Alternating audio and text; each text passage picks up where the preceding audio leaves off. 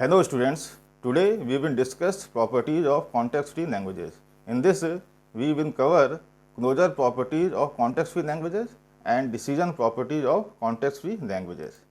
Let's start with closure properties of context-free languages. The theorem is context-free languages are closed under union, concatenation and star closure. इसका मतलब है कि अगर हम दो कॉन्टेक्स्ट-फ्री लैंग्वेजेस लें और उनका यूनियन करें तो जो रिजल्टेंट लैंग्वेज होगी वो भी कॉन्टेक्स्ट फ्री लैंग्वेज होगी। द सेम वे उन दोनों लैंग्वेजेस का अगर हम कॉन्कैटिनेशन परफॉर्म करें तो रिजल्टेंट लैंग्वेज भी कॉन्टेक्स्ट फ्री लैंग्वेज होगी।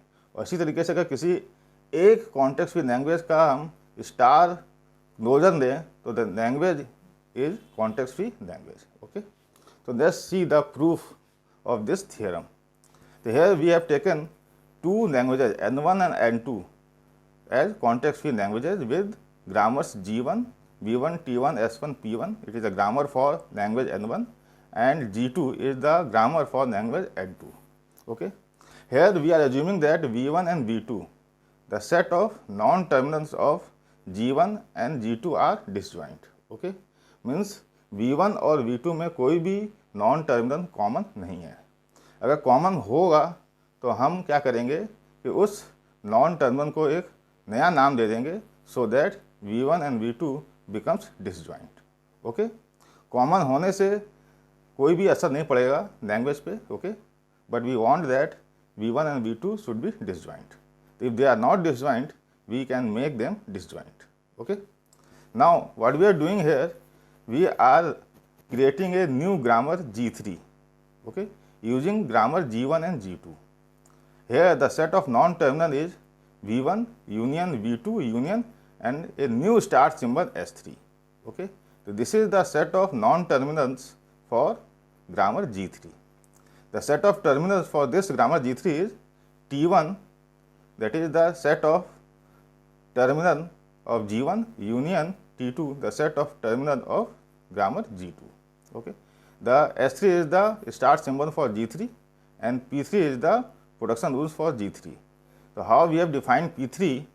P3 is P1, okay, union P2 union और एक नया प्रोडक्शन ऐड किया है S3 derives S1 और S2, where S1 and S2 are the start symbols of G1 and G2 respectively. Okay, so this way using grammar G1 and G2 we have created new grammar G3. Okay, now let's see whether the language of grammar G3 is context free language or not. Okay, here G3 is context free grammar and the language generated by G3 is context free language. Let's see what is the language of G3. Okay, suppose a W is a string in language N1. Okay, it means this string can be derived from S1. Okay, the start symbol of grammar G1. Okay, but this S1 can be derived from S3, that is the start symbol of grammar G3. It means the W can be derived from S3. Okay, it means all the strings that belongs to N1 can also be derived from S3, that is the grammar G3. The same way, if there is a string W that belongs to language N2, it means this string W can be derived from S2. S2 is the start symbol of grammar G2. Okay, but this S2 can be derived from S3. It means W can be derived from S3. Okay, that is the grammar G3. तो हम देख रहे हैं कि जो कोई भी string अगर N1 को बिलोंग कर रही उसको भी हम S3 से डिराइव कर सकते हैं और अगर वो N2 को बिलोंग कर रही है उसको भी हम S3 से डिराइव कर सकते हैं।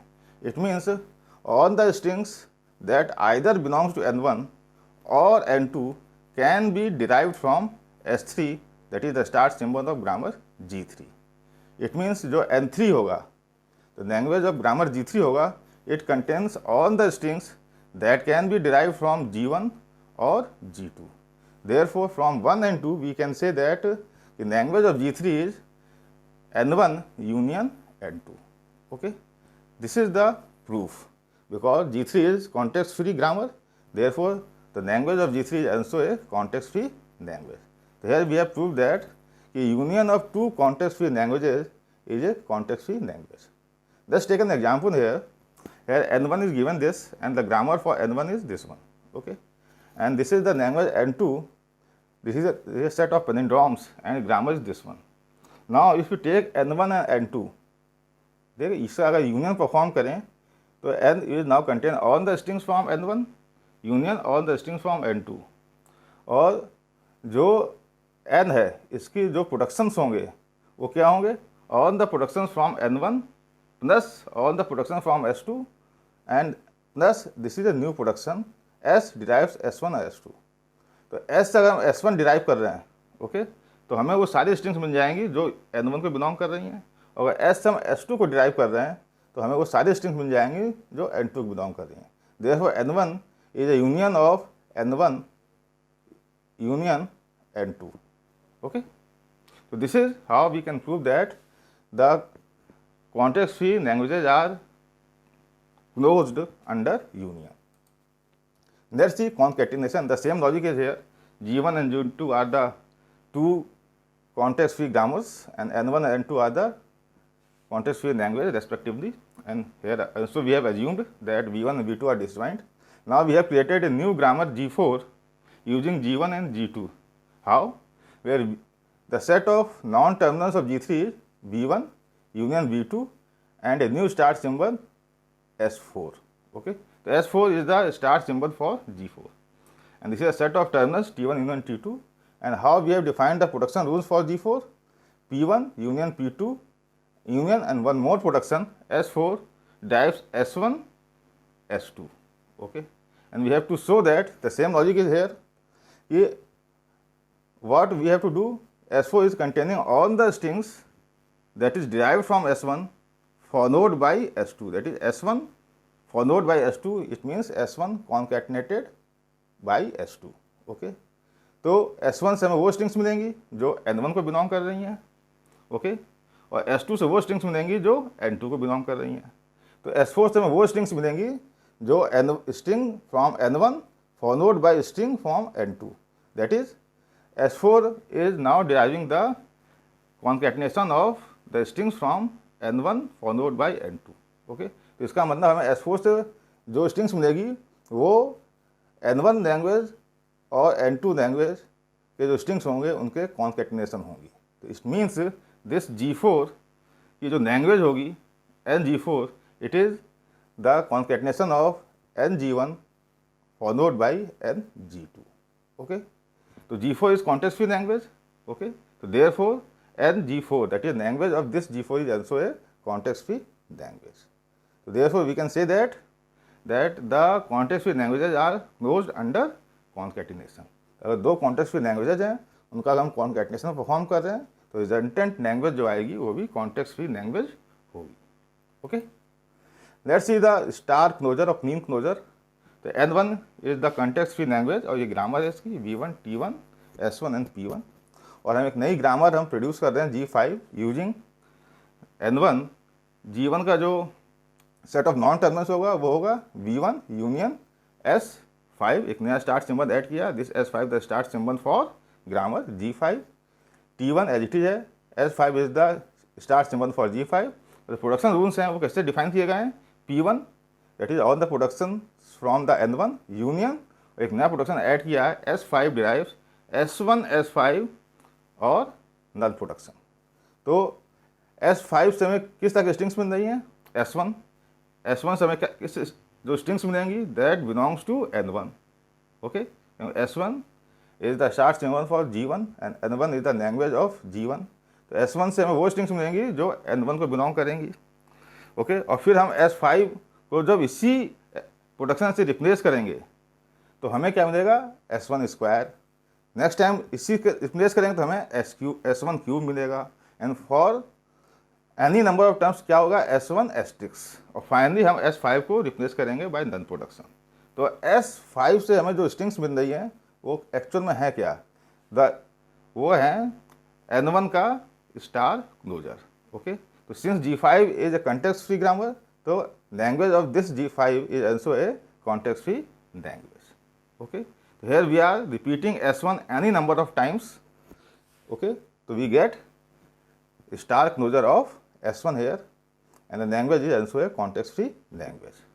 ओके, तो अगर कोई लैंग्वेज कॉन्टेक्स्ट फ्री लैंग्वेज है और उसका हम स्टार क्लोजर या क्लोजर दे रहे हैं तो रिजल्टेंट लैंग्वेज जो आएगी वो भी कॉन्टेक्स्ट फ्री लैंग्वेज होगी। तो this is your theorem that the context free languages are close under union, concatenation and star closure. Okay, let's see another theorem, the context free languages are not closed under intersection and complementation. तो यहाँ पे हम ये देख रहे हैं कि अगर कॉन्टेक्स्ट फ्री लैंग्वेजेज हैं और दो कॉन्टेक्स्ट फ्री लैंग्वेज ने और उनका हम इंटरसेक्शन परफॉर्म करें तो resultant language context free language नहीं होगी, या कोई एक कॉन्टेक्स्ट फ्री लैंग्वेज है उसका अगर हम कॉम्प्लीमेंट लें तो रिजल्टेंट लैंग्वेज भी कॉन्टेक्स्ट फ्री लैंग्वेज नहीं होगी। Let's see the proof here. Here we are taking two languages, N1 and N2, and both languages are context free languages. N1 is A to the power n, B to the power n, C to the power n. For n greater than or equal to 0 and m greater than or equal to 0. N2 is A to power m, B to the power n, C to the power n. For n greater than or equal to 0 and m greater than or equal to 0. Here N1 and N2 are both context free languages. These are the grammar for N1 and this is the context free grammar for N2. Okay. तो यहाँ पे देखेंगे S1 है, S1 से आपको A S1B और none production मिल रहा है, तो दिस प्रोडक्शन से आपको क्या मिलेगा A to the power n, B to the power n, और S2 से मिलेगा आपको C to the power m। Okay, and हम कह सकते हैं कि S1 फॉलोड बाई S2 है, यानी S1 कॉन्कैटिनेटेड बाई S2 है, और हमने देखा अभी थियरम कि कॉन्कैटिनेशन करें दो कॉन्टेक्स्ट फ्री लैंग्वेजेस का तो रिजल्टेंट लैंग्वेज भी कॉन्टेक्स्ट फ्री लैंग्वेज होती है। तो S जो है ये रिजल्टेंट है concatenation of S1 followed by S2। तो सेम लॉजिक इज हेयर कि आप S1 क्या है A S1, तो आप इसको बराबर रिपीट करेंगे तो you get A to the power m, और S2 से आपको B S2C है, तो इस S2 को repeat any number of times you get n number of times करेंगे तो आपको मिलेगा B to the power n and C to the power n। And this is also S is a concatenation of S1 followed by S2 है, and concatenation of two context free languages is also a context free language. Here N2 is also a context free language. Okay, अब इनका हम N1 और N2 का हम क्या देंगे intersection, and after taking intersection what we get A to the power n, B to the power n, C to the power n for n greater than equal to 0 and m greater than equal to 0। अब इस को हमें prove करना है this is not A context free language, that जो कि हमारी theorem है। So how we can prove that this language A to the power n, B to the power n and C to the power n for n greater than or equal to 0 and m greater than or equal to 0 is not a context free language. Okay, so we know that कि किसी भी context language को अगर हमें ये prove करना है कि वो context free language नहीं है तो we can use pumping lemma for context free languages। pumping lemma use होती है ये शो करने के लिए कि कोई लैंग्वेज context free language नहीं है। तो मैंने ऑलरेडी पंपिंग लेमा पे एक वीडियो बनाया हुआ है। ओके, आप उस वीडियो को देख सकते हैं कि how pumping lemma is used for proving that the language is not context free language. Okay, और उस वीडियो में मैंने इसी लैंग्वेज को प्रूव किया है ये लैंग्वेज कॉन्टेक्स्ट फ्री लैंग्वेज नहीं है। Okay, here we can say that the intersection of two context free language is not a context free language. Now according to De Morgan's law we can write this one, this is the written by De Morgan's law कि N1 intersection N2 equal होता है N1 complement union N2 complement का whole complement का। Okay, अब अगर इसको देखें तो left hand side is same as right hand side, मतलब जो language left hand side represent कर रही है उसी लैंग्वेज को राइट हैंड साइड भी रिप्रेजेंट कर रहा है, और जो लेफ्ट हैंड साइड में है N1 intersection N2 it is not a context free language, जो अभी हमने प्रूव किया है कि intersection of context free language is not context free languages. तो लेफ्ट हैंड साइड जो लैंग्वेज है it is not context free language, और this is same as right hand side. तो right hand side is also not a context free language, और right hand side क्या है it is a complement. तो therefore we can say that context free language are not closed under complementation. So this is the theorem that context free languages are not closed under intersection and complementation. Okay, let's take the decision properties of context free languages. So there are three decision properties. Will we say that first one is emptiness. Okay, what is this property? Given context free grammar G there is an algorithm for deciding if language of G is equal to null. Okay, तो हमें ये check करना है कि कोई grammar G है, उससे जो लैंग्वेज जनरेट हो रही है वो एम्प्टी है कि नहीं है. ओके, ये चेक करना है whether language of the grammar is empty or not. This is the decision property. Okay, so how we can prove that? First, you have to whatever the grammar is given to you, we have to eliminate useness variables. Okay, now useness variables क्या होते हैं? ये वो variables होते हैं जो किसी भी स्ट्रिंग को डिराइव करने में यूज नहीं होते हैं. Those variables are called useless variables. Okay, तो इस पर मैंने एक ऑलरेडी वीडियो बनाया हुआ है और उसका वीडियो का टाइटल है simplification of context free languages. Okay, और उस वीडियो में मैंने ये शो किया है कि how we can eliminate useless variables, how we can eliminate null productions and how we can eliminate unit productions from context free grammar. Okay, तो how to eliminate useless variables, you can watch that video. Okay, उस video का link मैं description में provide करवा दूंगा. Okay, तो first step is कि you have to eliminate useless variables, मतलब वो वेरिएबल्स जो किसी भी स्ट्रिंग को डिराइव करने में यूज नहीं हो रहे हैं, तो वो यूजलेस हैं. आफ्टर स्टेप 1 जो अब ग्रामर आपको मिलेगी सिंप्लीफाई होके, उसमें वो सारे वेरिएबल्स होंगे जो यूजफुल हैं. मीन्स उन वेरिएबल्स का, उन नॉन टर्मिनल्स का स्ट्रिंग को डिराइव करने में यूज हो रहा है. उसमें आपको क्या देखना है कि if the start symbol is useless return true else false. अब जो यूजफुल वेरिएबल्स आ गए हैं उसमें देखना है कि स्टार्ट सिंबल प्रेजेंट है कि नहीं है, whether the start symbol is useful और नॉट. अगर स्टार्ट सिंबल यूजफुल है तब तो उससे स्ट्रिंग डिराइव होगी. अगर स्टार्ट सिंबल ही यूजलेस है, ओके, तो हम जानते हैं कि लैंग्वेज में जितनी भी स्ट्रिंग डिराइव होती हैं वो सब स्टार्ट सिंबल से ही डिराइव होती हैं. और अगर स्टार्ट सिंबल ही यूजलेस है, मतलब उससे वो किसी भी स्ट्रिंग को डिराइव करने में यूज़ नहीं हो रहा है, तो इसका मतलब जो लैंग्वेज होगी वो एम्प्टी होगी. उस लैंग्वेज में क्या होगा, कोई भी स्ट्रिंग डिराइव नहीं हो सकती है. तो after step number 1 we get all the useful variables और non terminals of the grammar, and if the start symbol is not present, मतलब if the start symbol is useless, it means the language is empty, otherwise language is not empty. Okay, तो this is the proof how we can show whether a language is empty or not. Now the next decision property is finiteness. Okay, whether the language of the grammar is finite or infinite. Okay, so whether language of the grammar is less than infinite or not, it can be decided or not. इसको हम decide कर सकते हैं कि नहीं. Okay, whether the answer is yes or not, ये decide हो सकता है कि नहीं हो सकता है. How we can show that? Suppose we have a grammar G. Okay, और जी जो ग्रामर है वो सिंप्लीफाइड ग्रामर है, मतलब जी में कोई भी नन प्रोडक्शंस नहीं है, यूनिट प्रोडक्शंस नहीं है और यूजलेस वेरिएबल्स या सिंबल्स प्रेजेंट नहीं है. मतलब जो ग्रामर जी है वो सिंप्लीफाइड ग्रामर है. और सिंप्लीफिकेशन पे मैंने जैसा भी बताया ऑलरेडी, मैंने एक वीडियो बनाया है simplification of context free grammar, जिसका लिंक आपको मिल जाएगा डिस्क्रिप्शन में. ओके, तो उसमें आपको मालूम पड़ जाएगा कि अगर कोई ग्रामर है तो उसमें से null productions, unit productions and useless variables को कैसे एलिमिनेट किया जाता है. After step number 1, let's suppose that कि कोई एक नॉन टर्मिनल ए है और उससे हम कोई स्ट्रिंग डिराइव कर रहे हैं, तो हम यहाँ तक पहुँच जा रहे हैं ए एक्स ए वाई.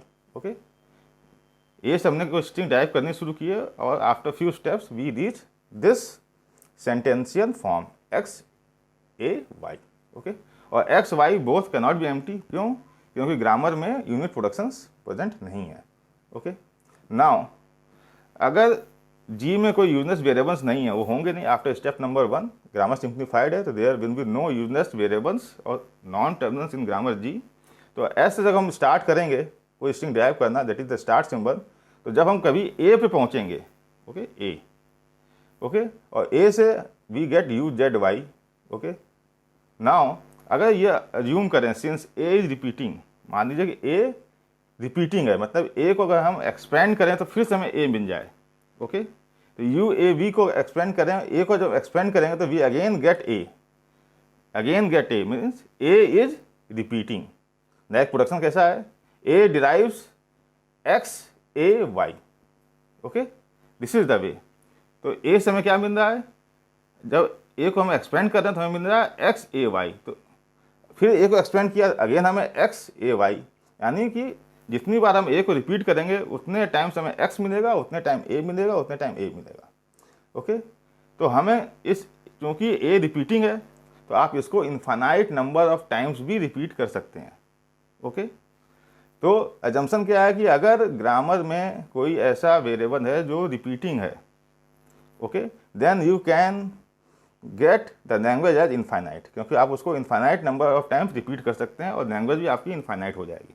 अगर ग्रामर में कोई भी ऐसा नॉन टर्मिनल नहीं है जो खुद को रिपीट कर रहा है, मतलब कोई ऐसा प्रोडक्शन नहीं है जिसके राइट हैंड साइड पे जो नॉन टर्मिनल है वो वही है जो लेफ्ट हैंड साइड पे है, तो वो रिपीटिंग नहीं है। अगर ऐसा है तो it means the variable is repeating, और फिर आप उसको रिपीट कर करके इनफाइनाइट नंबर टाइम्स अगर रिपीट करेंगे तो the language now becomes infinite. Okay, now अगर कोई रिपीटिंग सिंबल नहीं है तो लैंग्वेज क्या होगी, फाइनाइट होगी, लेस देन इनफाइनाइट होगी। और अगर रिपीटिंग है तो आप infinite number of strings derive कर सकते हैं, लैंग्वेज बिकम्स इनफाइनाइट। तो how we can define that कि जो ग्रामर है उसमें कोई रिपीटिंग वेरिएबल या नॉन टर्मिनल है कि नहीं है, तो हम क्या करेंगे, एक डायरेक्टेड ग्राफ बनाएंगे। ओके, ग्राफ कैसे बनाएंगे कि अगर कोई प्रोडक्शन है A derive X B Y करके, ठीक है, तो लेफ्ट हैंड साइड पे ए है, राइट हैंड साइड पे नॉन टर्मिनल है बी है, तो हम क्या बनाएंगे, उस ग्राफ में एक नोड बनाएंगे ए के करस्पॉन्डिंग, एक नोड बनाएंगे बी के करस्पॉन्डिंग, और ए से बी की तरफ एक डायरेक्टेड एज क्रिएट करेंगे। इट मीन्स कि हम ए से बी पे जा सकते हैं, it means A derives B.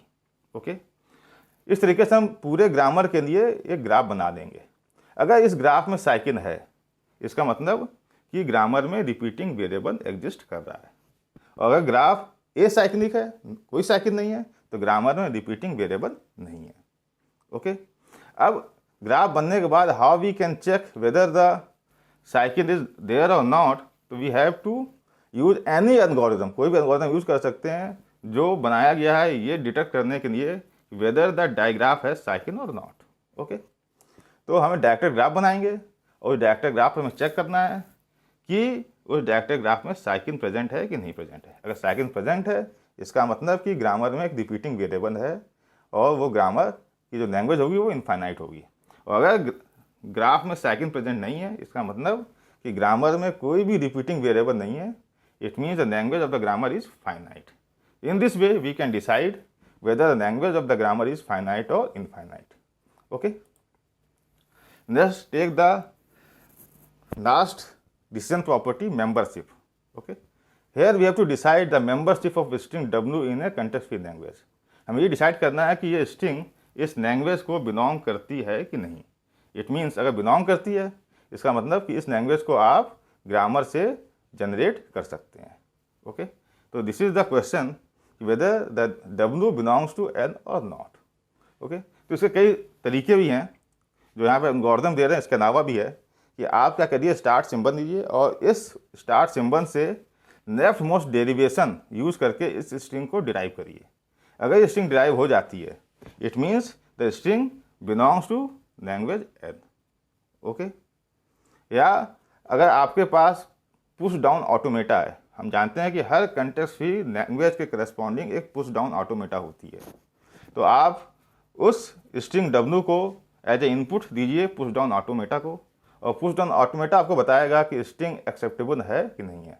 अगर स्ट्रिंग पुश डाउन ऑटोमेटा के थ्रू एक्सेप्टेबल है it means W belongs to N, otherwise W does not belong to N। Okay, तो these are the two methods. Okay, simple methods. Now let's take algorithm CYK algorithm. This is given by 3 scientist और उनके नाम को use करके ये algorithm बनाई गई है, CYK एल्गोरिथम। ओके, तो ये starts with A CNF grammar, Chomsky normal form grammar. अगर आपको ग्रामर है जिसको चेक करना है मेंबरशिप के लिए तो पहले उसको आपको कन्वर्ट करना होगा CNF में। ओके, कैसे कन्वर्ट करते हैं इस पर मैंने ऑलरेडी वीडियो बनाया हुआ है कि how a grammar can be converted to Chomsky normal form और ग्रीबैक नॉर्मल फॉर्म, तो उस वीडियो का भी लिंक मैं आपको डिस्क्रिप्शन में प्रोवाइड कर दूंगा। ओके, तो अगर ग्रामर CNF में ऑलरेडी है, ठीक है, ये होनी चाहिए। फिर अगर हम एक इनपुट स्ट्रिंग देंगे जैसे कि जिसको कि हमें चेक करना है whether the string can be derived from the grammar और बिलोंग्स टू लैंग्वेज और not, this is the your input string A1 A2 to AN। इस स्ट्रिंग को हमें चेक करना है, इसकी मेंबरशिप को चेक करना है। हम क्या बनाएंगे, ये ट्रायंगुलर बनाएंगे, ये हाफ ट्रायंगल है, नॉट फुल ट्रायंगल, क्योंकि हाफ पोर्शन का कोई यूज नहीं है। और ट्रायंगल कैसे बन रही है, सपोज करिए कि हमारे पास जो स्ट्रिंग है वो 5 सिंबल से बनकर बनी है। The length of the string is 5। Okay, ठीक है। तो 5 स्ट्रिंग्स हैं, 5 सिंबल्स हैं। ये फर्स्ट सिंबल है, ये सेकंड सिंबल है, ये थर्ड सिंबल है, ये फोर्थ सिंबल है, फिफ्थ सिंबल है। इस तरीके से इधर भी है, first second third fourth fifth so on. Okay, हमें क्या बनाना है कि ट्रायंगल बनाना है एक्स आई जे। ठीक है, ये एक्स आई जे है, यहाँ I2 है, ये आई जे क्या है 4 है, तो ये X24 है। X24 का मतलब क्या है कि it contains the terminals in W from AI to AJ। Means अगर X24 है तो इसका मतलब है कि जो स्ट्रिंग आपको चेक करने को दी गई है उसका जो सेकंड पोजीशन पे जो टर्मिनल है वहाँ से लेके फोर्थ पोजीशन तक के टर्मिनल को आप चेक कर रहे हैं केवल। ठीक है ना, मतलब ये लेंथ 5 की है तो फर्स्ट सिंबल है पोजीशन नंबर 1, लास्ट है पोजीशन नंबर 5, और हम क्या कर रहे हैं X24 यानी पोजीशन नंबर 2 से 4, बस A2 A3 A4 इतने को ही हम चेक कर रहे हैं, इतने को ही हम डिराइव करने की कोशिश करेंगे कि इतनी स्ट्रिंग डिराइव हो पाती है कि नहीं हो पाती है A2 से A4 तक। ओके, और उसी तरीके से हमें फाइनली क्या डिराइव करना है ये देखना है, X15। This is the final string. X15 मतलब सिंबल 1 से सिंबल 5 तक, यानी सिंबल 1 ये है से लेके सिंबल 5 तक, मतलब ये होल स्ट्रिंग आ गई, ये डिराइव। तो this X15 is representing the whole string और X24 is representing the subset, that is position number 2 से पोजीशन नंबर 4 तक की स्ट्रिंग। X45 का मतलब है पोजीशन नंबर 4 से लेकर पोजीशन नंबर 5 तक की स्ट्रिंग, यानी this is only A4 A5, दो सिंबल से मिलकर आपका X45 बन रहा है। तो ये हम ट्रायंगल बनाएंगे और इसमें ये चेक करेंगे कि ये स्ट्रिंग किस नॉन टर्मिनल से जनरेट हो सकती है। ओके, तो देखते हैं कैसे बनेगी। तो फिर इसको हमें, इस टेबल को हमें रो वाइज फिल करना है, बॉटम से टॉप चलेंगे, इस टेबल को बनाना है। ठीक है, स्टार्टिंग क्या होगी XII मतलब X11 X22 X33 it is equal to non terminal A। Okay, होगा अगर A से AI डिराइव हो रहा होगा तो उसको हम वो नॉन टर्मिनल वहाँ पे लिखेंगे। अभी देखेंगे एग्जाम्पल में कैसे ये फिल होगा। और उसके बाद हम second row onwards induction use करेंगे और हम उसको फिलअप करेंगे। ओके, सपोज ये है XIJ। ठीक है, ith सिंबल से jth सिंबल तक हमें निकालना है XIJ। तो स्ट्रिंग आपकी जो होगी वो AI से AJ तक होगी। और हमें करना क्या है कि हमें I से J के बीच में एक K फाइंड आउट करना है। K की वैल्यू जो होगी वो स्टेप नंबर 1 के अकॉर्डिंग होनी चाहिए। जो K है वो I के ग्रेटर और इक्वल हो सकता है मगर J से स्मॉलर होगा। ओके, J के बराबर नहीं हो सकता है। तो we have to take a variable K between I and J such that the value of K is greater than equal to I and less than J। और इस स्ट्रिंग को हम दो हिस्सों में डिवाइड करेंगे। ठीक है, एक स्ट्रिंग हो जाएगी I से K तक यानी XIK होगी और एक होगी XK+1 से J तक। तो पूरी जो XIJ की स्ट्रिंग है AI से AJ तक ये दो हिस्सों में टूटेगी, AI से AK तक और AK+1 से AJ तक, AI से AK तक और AK+1 से AJ तक। और हम क्या कह रहे हैं कि AI से AK तक जो स्ट्रिंग है वो B से डिराइव हो रही है और AK+1 से AJ तक की जो स्ट्रिंग वो C से डिराइव हो रही है और ये B और C A से डिराइव हो रहे हैं। तो इसका मतलब A से हमें पूरी स्ट्रिंग मिल जाएगी AI से AJ तक। तो इस XIJ पर हम क्या एंट्री करेंगे, A की एंट्री करेंगे कि ये XIJ में मतलब AI से AZ तक की जो स्ट्रिंग है वो सिंबल A से हम डिराइव कर सकते हैं। ओके, और फाइनली जब हम XIJ निकालेंगे, XIN, जैसे वहाँ पे X15 था, XIN निकालेंगे और उस XI1 में देखेंगे कौन कौन से नॉन टर्मिनल्स आ रहे हैं। अगर उसमें स्टार्ट सिंबल है इट मीन्स ये स्ट्रिंग बिलोंग करती है लैंग्वेज को, ये स्ट्रिंग इस ग्रामर से डिराइव हो सकती है, अदरवाइज नॉट। ओके, तो let's take an example here. It is a CNF is given to you. Okay, और हमें ये स्ट्रिंग दी गई है। स्ट्रिंग क्या है, BAA। इसको चेक करना है कि whether this belongs to the language और नॉट। ओके, तो इसको मैं यहाँ लिख लिया BAA। ओके, और हम भर रहे हैं this is your x11, this is your x22, x33, x44, x55। ये कैसे भरा गया आप कुछ देख सकते हैं। x11 मतलब सिंबल 1 से 1 तक मतलब ओनली बी, तो ओनली बी किससे ड्राइव हो रहा है ग्रामर में देख लीजिए। Only B right hand side पे ये है, ये किससे ड्राइव हो रहा है बी से, तो ये है बी। ओके, सिर्फ ये क्या है x22 है, ये x22 है, मतलब 2 से लेकर 2 तक मतलब दिस सिंबल ओनली ए किससे ड्राइव हो रहा है, तो ए यहाँ पर भी है, ए यहाँ पर भी है, तो ए जो आपको ए से भी मिल जाएगा, ए आपको सी से भी मिल जाएगा, तो ए सी लिख दिया गया है। ये ए सिंगल ए अगर आपको ड्राइव करना है तो आप ए से भी ड्राइव कर सकते हैं, सी से भी कर सकते हैं। ओके, तो इस तरीके से ये फर्स्ट रो भर जाएगी आपकी। Now second row, third row से लेकर यहाँ तक पहुँचना है, this is the final. Okay, तो जब फर्स्ट रो फुल होगी तब हम सेकंड रो कैलकुलेट करेंगे, क्योंकि इसमें फर्स्ट का यूज होगा। सेकंड को करने के लिए थर्ड जब करेंगे तो हमें सेकंड यूज करना पड़ेगा एंड सो ऑन, ठीक है ना। तो सपोज करिए कि x22 पे हम आ जाएं। ओके, x ये क्या है, ये आपका है x12। ओके, ये आपका है x23 है आपका। ओके, यानी कि फर्स्ट रो में सिर्फ एक सिम्बल्स ले रहे हैं, सेकंड रो में दो सिम्बल्स को चेक करना है, 3 3 4 4 और ये फाइनली 4 है। ओके, तो हम ये देखते हैं कि x12। ओके, तो x12 इज दिस वन, इसको निकालते हैं x12। तो हमें क्या करना है, x12 का मतलब है कि i आपका 1 है और j आपका 2 है, और आपको एक k फाइंड आउट करना है। k की वैल्यू जो होगी j से छोटी होनी चाहिए और i के बराबर बड़ी होनी चाहिए। तो k की वैल्यू सिर्फ 1 हो सकती है, 2 नहीं हो सकती, क्योंकि j से छोटी होनी है। ओके, तो इसका मतलब है i टू k और k प्लस 1 से j देखना है। तो i आपका 1 है, k 1 है, तो x11 वो आपका b है। ओके ओके, और k प्लस 1 से j, तो k आपका 1 था तो k प्लस 1 हो जाएगा 2, और j भी आपका 2 था तो वो हो जाएगा x22 जो आपका a और c है, ठीक है ना।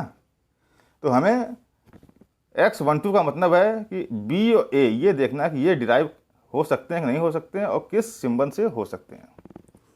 तो x11 आपका b है, x22 आपका a और c है, ठीक है ना।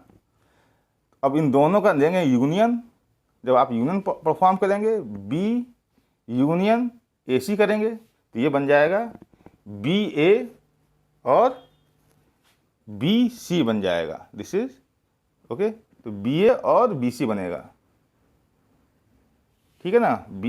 सॉरी इसका हम देंगे वो कार्टेशियन प्रोडक्ट, तो ba और bc बनेगा।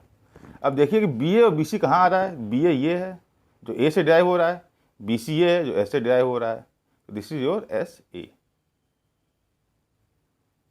ओके, इसी तरह x24 को देखें तो ये आपका ये है x24, ठीक है, ये x24 है आपका।